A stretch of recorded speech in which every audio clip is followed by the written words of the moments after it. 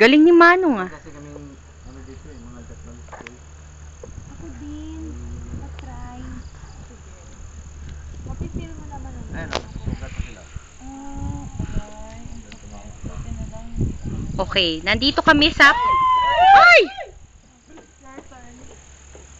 Nandito kami sa palaisdaan ni Sir Buddy. Kung saan kasalukuyang nangingisda si Cindy. Nakahuli ako Nifra. Ayan. Si Anifra. Ah, si Anifra pala. Ayun, anak mo. Ayun! Oh! Ayun! Yata yung kanina eh. Kawawa naman siya. Ganun din ang, Bakit ang bilis niyo makahuli akong tagal?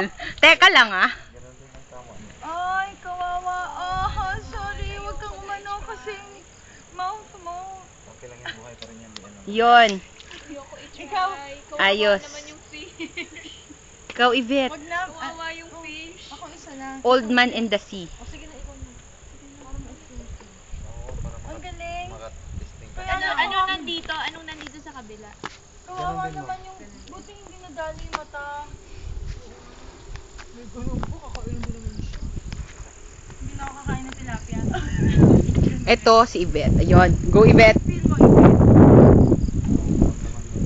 bakit si Shirley ang tagal?